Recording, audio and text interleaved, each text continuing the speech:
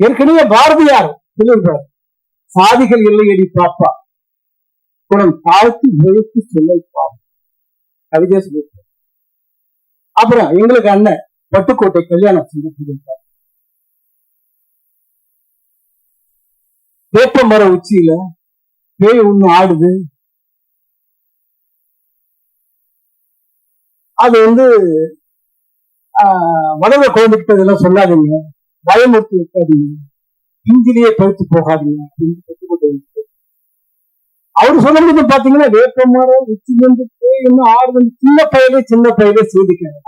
பசங்களுக்காக தான் அவரு ஆரம்பிச்சு, பாரதியும் அப்படிதான் ஆரம்பிச்சு. இந்த படத்துல பசங்களை வச்சுதான் நம்ம டைரக்டரும் ஆரம்பிச்சோம். என்ன வளர வயசுல உள்ள கருத்துக்களை சொன்னா வளர்ந்து வந்த பிறகு நல்லவங்களா இருப்பாங்க.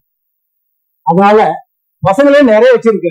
நீங்க ஹீரோயின் அப்படிங்கிறது சொல்றதுக்காக ஹீரோ வேணும், ஹீரோயின் வேணும், சப்போர்ட்டர்ஸ் வேணும். அப்படி இல்லைன்னா பண்ண முடியாதுன்றதுக்காக ஹீரோ இல்ல. அவர் சொல்ல வந்தது இந்த குழந்தைங்க தான் வச்சுதான் சொல்லியிருக்காங்க.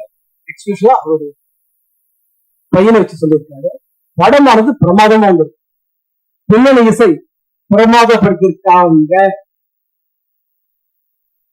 நான் சொல்லட்டுமா? சொல்லக்கூடாது. இது எனக்கும் இயக்குனருக்கு உள்ளது. ராஜபட்சம் ஒரு படம் போட்டு, அந்த படத்துல ஒரு கட்டத்தில் என்ன பண்ண சுரேஷ் என்ன பண்ணுவாருன்னா, சின்னக்கிளின்னு ஒரு பாட்டு ஒன்று ஆடுவார். ஆடுறப்போ ரகசியமா ஒருத்தர் ஒரு காதலை சொல்லிட்டு போகணும், ஒரு சோகத்தை சொல்லிட்டு போயிடுவாங்க. அந்த சோகம் என் மனசுக்குள்ள ஓடணும்னு என்னால பேச முடியும். ஆனா அதை பத்தி நான் கவலைப்படுறேன். நான் இங்க வந்திருக்கேன், இதை சிறப்பிக்கணும். என்னோட இயக்குனர் அவர் வெற்றி பெறணுங்கிறது தான் நான் முனைப்பா இருந்தேன். ரொம்ப நாளா அவருக்கு எப்ப வந்தாரு, ஒரு பண்ணி கொடுத்த வெற்றி பெறட்டும் என்னுடைய வாழ்த்துக்கு.